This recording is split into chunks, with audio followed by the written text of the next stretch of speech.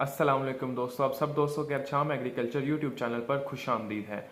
तो जैसे कि हम मुंशियाना का कोर्स सीख रहे थे, तो पिछले लेक्चर्स में मैंने आपको बताया है कि जब हमारे पास वजन की पर्ची आ जाती है तो उसकी सौदा बुक पर एंट्री किस तरह की जाती है। सौदा बुक पर एंट्री करने के बाद हमारा मेन काम होता है कि हमने उसका पर्चा बनाना है। पर्चा किस तरह बनाते हैं तो आइए सीखते हैं। दोस्तों, वजन की पर्ची जब हम सौदा बुक पर चढ़ा लेते हैं तो उसके बाद हमारा काम होता है कि हमने पर्चा बनाना है। तो चलिए अब सीखते हैं कि पर्चा कैसे बनाते हैं। सबसे पहले हम पर्चा बुक ओपन कर लेंगे।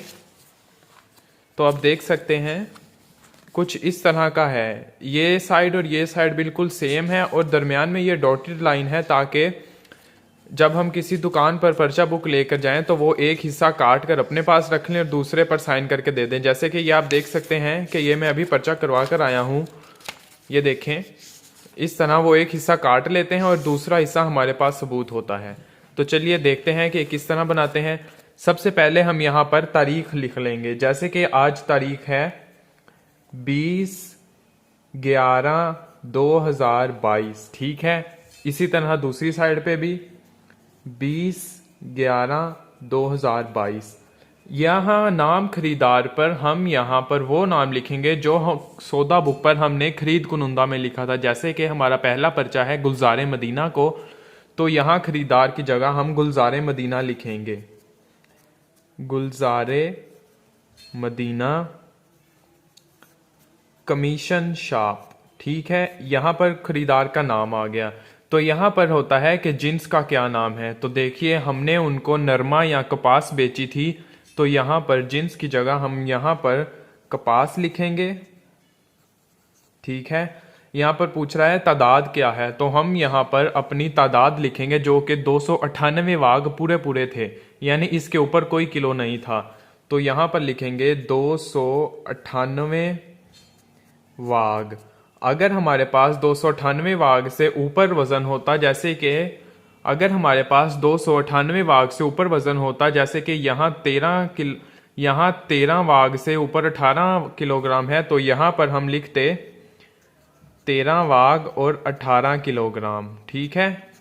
इस तरह एंट्री होती। लेकिन हमने अब ये एंट्री देख रहे हैं तो यहाँ तादाद पर आ गया। भर्ती क्योंकि हमने वाग लिख दिया है तो इसका मतलब है कि 20 होगी। अगर आप ऐसा नहीं लिखना चाहते तो आप वाग की जगह यहाँ पर 298 वाग और भर्ती 20 हो जाएगी, तो इसका मतलब होगा कि 298 वाग ही है।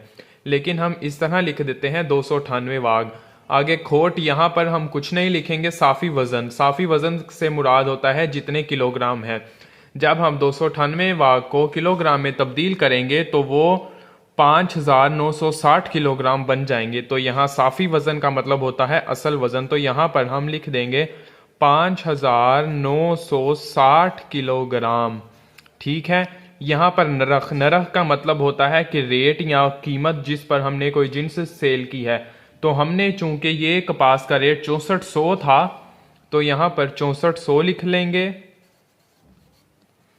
आगे रकम, अब हम रकम बनाएंगे। वाग से किलोग्राम बनाए, किलोग्राम से रेट को तक ज़रब कर देंगे और उसको मन से तकसीम कर देंगे। तो हमारी जो रकम यहाँ बनी थी 23,840, तो यहाँ पर हम वो लिख देंगे 23,840, ठीक है। अब थोड़ा सा नीचे आकर हमने यहाँ पर लिखना है कमीशन, कमीशन, ठीक है। कमीशन जो हमने इसी रकम का यहाँ पर निकाला था 381 रुपये, तो यहाँ पर हम लिख देंगे 381 रुपये। अब इसकी असल मीज़ान लगाएंगे। इस रकम को और इस कमीशन को जमा कर कर जो हमने यहाँ पर रकम निकाली थी 24,221, वो हम यहाँ पर लिख देंगे 24,221। यहाँ पर हम अपने साइन कर देंगे। तो ये पर्चा हमने बना लिया है। तो यही सेम कॉपी हम दूसरी साइड पर भी करेंगे। जैसे कि यहाँ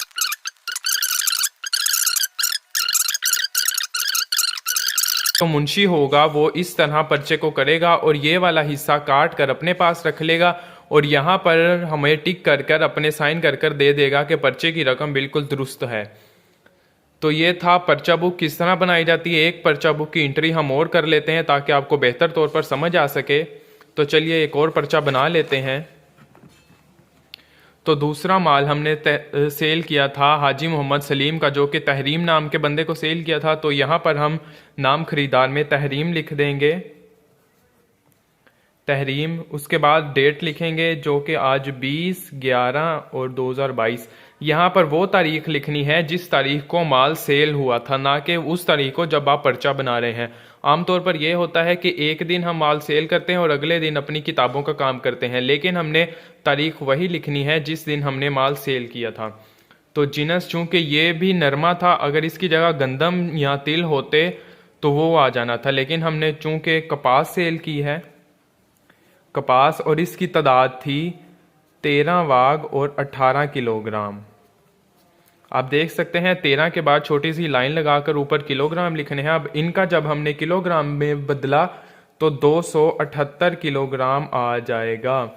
आप इसको कैलकुलेटर लगाकर भी देख सकते हैं, या आप यहाँ जो हमने पहले एंट्रियां की हैं वही सेम इधर लिख सकते हैं। ठीक है, नरक हमारा जो रेट था वो था 10,000 रुपये। ठीक है, यहाँ जो हमारी रकम बनी थी ये आप देख सकते हैं, यहाँ पर हमारी जो रकम बनी थी वो 69,500 बनी थी। यहाँ पर हम दोबारा कमीशन लिखेंगे और हमने जो इस रकम का कमीशन निकाला था 1,112 रुपये, वो यहाँ पर लिख देंगे। कमीशन रुपये था। अब इस कमीशन को और इस रकम को जमा कर देंगे, जो कि ये हमने निकाल ली हुई थी 70,612 रुपये। इधर हम अपने साइन कर देंगे। ठीक है, जब हम अपनी पर्चा बुक लेकर जाएंगे किसी भी मुंशी के पास तो वो यहाँ से अपना पर्चा काट लेगा और यहाँ दस्तखत खरीद कुनिंदा में अपने सिग्नेचर करेगा। अब इसी पर्चे को हम दूसरी साइड पे भी सेम कॉपी कर लेते हैं। तो चलिए मैं कॉपी करने के बाद मिलता हूँ। तो आप देख सकते हैं मैंने सेम चीज़ यहाँ भी कॉपी कर ली है। ये तो हो गया कि हमने किसी दूसरी दुकान या दूसरी फर्म का पर्चा किस तरह बनाना है। अब फर्ज कर लें कि किसी दूसरी दुकानदार का मुंशी मेरी दुकान पर आता है कि मैंने उससे माल लिया था, तो वो मेरे पास पर्चा बुक लेकर आता है, तो उसका पर्चा मैं किस तरह करूंगा। तो सिंपली मैंने क्या करना है, मैं पहले सौदा बुक खोलूंगा और उसकी रकमें और रेट मिलाऊंगा और वजन मिलाऊंगा। अगर तो वजन सेम वही है जो मेरे पास है तो मैं ये वाला हिस्सा काट लूंगा। मिसाल के तौर पर मैंने ये हिस्सा काट कर रख लिया है। मिसाल के तौर पर मैंने ये यहाँ से हिस्सा वो काट लिया है और मैं यहाँ रेट और रकम पर टिक लगाकर यहाँ लिख दूंगा CORRECT, करेक्ट। और यहाँ पर वो कीमत लिख दूंगा जो यहाँ पर्चे में थी, जैसे कि 70,612 रुपये, और यहाँ पर अपने साइन कर दूंगा। ठीक है, और यहाँ पर तारीख भी लिख दूंगा 20/11/2022। तो इस तरह किसी दूसरी दुकानदार का पर्चा करते हैं। उम्मीद है आपको समझ आ गई होगी कि पर्चा बुक किस तरह इस्तेमाल होती है और इसका क्या इस्तेमाल है। एक बात और बताता चलूं, ये तो हमने एक ढेरी बेची थी उसको कपास की और उसकी एंट्री की थी। अगर यहाँ पर ज़्यादा ढेरियाँ बेची होती और उनके रेट भी अलग अलग होते तो हम उसी तरह सेम एंट्रियाँ करते, लेकिन एंड पर जब सारी एंट्रियाँ हो जाती तो एंड पर सब रकमों को जमा करके उन पर कमीशन लगाना था। ठीक है, जैसे कि मैं आपको दिखाता हूँ। जैसे कि इस तरह अलग अलग रेट थे और अलग अलग उनके वज़न थे, उन सब की रकमें बना ली और एंड पर जब सारे वज़न पूरे हो गए तो उनको जमा किया मैंने और उसके बाद असल मीज़ान लिखी और उस पर कमीशन लगाकर उसके बाद असल मीज़ान लिखी। तो इस तरह पर्चा बुक इस्तेमाल की जाती है। उम्मीद है आपको समझ आ गई होगी कि अगर एक ढेरी का पर्चा बनाना हो या ज़्यादा ढेरियों का पर्चा बनाना हो तो वो किस तरह होता है। तो बेसिकली वज़न की पर्ची हमारे पास दो तरह की होती है। एक तो हम माल बेचते हैं किसी फर्म को या किसी फैक्ट्री के मालिक को जो हमें हफ्ता 10 दिन के बाद चेक देगा, उसकी पेमेंट थोड़ी लेट होती है तो उसका हम पर्चा बनाते हैं। तो दूसरी तरफ जब हम कैश पेमेंट, मिसाल के तौर पर अगर मैं किसी फैक्ट्री के मालिक को अपनी गंदम सेल करता हूं और उसने मुझे पेमेंट एक हफ्ते के बाद देनी है तो उसका मैं पर्चा बनाऊंगा और उसकी वज़न की पर्ची मेरे पास आ जाएगी तो मैं उसको सौदा पर एंट्री डालूंगा। जबकि दूसरी तरफ जब मैं माल कैश पे सेल करूंगा, हमारे यहाँ आम जुबान में कहते हैं कि नगद सेल करना है। जैसे कि फ़ौरन माल का तोल लगा है तो फ़ौरन ही माल उठाने से पहले मुझे पेमेंट मिल जाएगी, तो उसकी हम पर्ची बनाते हैं। तो पर्ची किस तरह बनाई जाती है मैं आपको दिखाता हूँ। तो मैं आपको दिखाता हूँ कि वज़न की पर्ची या वज़न की पर्ची किस तरह बनाई जाती है। देखें, यहाँ पर सबसे पहले बनाम लिखकर आगे उस फर्म का नाम लिखना है। मिसाल के तौर पर मैं फ़र्ज़ कर लेता हूँ कि मैंने मेरे पास गंदम थी और मैंने गुलज़ार मदीना को सेल की है, तो उसकी नगद पैसे लेने हैं। तो उसके वज़न की पर्ची बनाने के लिए बनाम लिखकर आगे मैं लिख दूंगा गुलज़ार मदीना, और यहाँ पर मैं लिख दूंगा अपनी जिनस जो कि गंदम है। अगर इसकी जगह कोई और जिन्स भी होती जैसे तिल मकई वगैरह तो वो यहाँ आ जाती।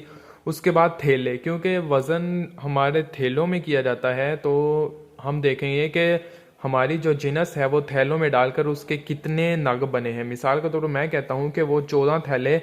ये जो फर्म वगैरह होती हैं ये थैलों में ही लेते हैं और थैलों से ऊपर वज़न नहीं लेते। मिसाल के तौर पर अगर मेरे जिनस का वज़न होता 14 थैले और 11 किलो, तो उस 11 किलो को वो नहीं लेंगे, वो सिर्फ थैले लेंगे। तो वो 11 किलो मुझे अपने पास रखना पड़ेगा। माल खाता, माल खाता कहते हैं कि जो हमारी दुकान में हमारे पास किसी व्यापारी या जमींदार का अलग माल पड़ा होता है तो उसके हम पैसे तो दे देते हैं। अगर दोबारा कोई और बंदा मुझसे गंदम खरीदे और उसकी गंदम में वज़न कम हो जाए तो ये मैं माल खाते से गंदम निकाल कर इसमें जमा करके पूरा थैला बना दूंगा। ठीक है, तो 14 थैले। और भर्ती का मतलब जैसे कि मैंने आपको बताया था, थैला गंदम की जो भर्ती होती है वो 50 किलोग्राम यानी 50 किलोग्राम का थैला होता है और दर मैं कहता हूँ कि 3200 रुपये था। तो यहाँ पर लाइन लगाकर मैं साइन कर दूंगा। तो मैं सिर्फ ये पर्ची उनके पल्लेदारों को दे दूंगा और वो जाकर दुकानदार को दे देंगे। तो वो दोबारा दुकानदार इस वज़न के साथ यहाँ सौदा बुक पर एंट्रियाँ बनाएगा और जब मैं इन्हीं एंट्रियों से पर्चा बनाकर उसके पास लेकर जाऊँगा तो वो पर्चा काट लेंगे और अपनी तयशुदा तारीख के मुताबिक मुझे पेमेंट दे देंगे। तो दोस्तों, इस तरह हम वज़न की पर्ची बनाते हैं। हमें जिन्स बेचकर मौके पर पैसे मिलेंगे, उसकी हम वज़न की पर्ची बनाते हैं और वो जो पल्लेदार आते हैं उनको दे देते हैं।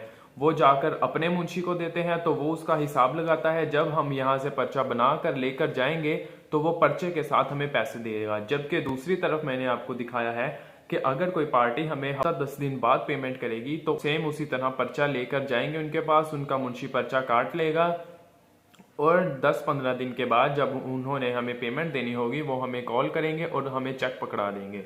तो ये दो तरीके थे मंडी में आमतौर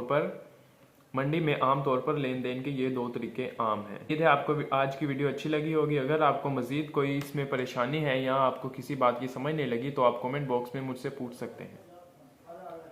तब तक के लिए अल्लाह हाफिज़।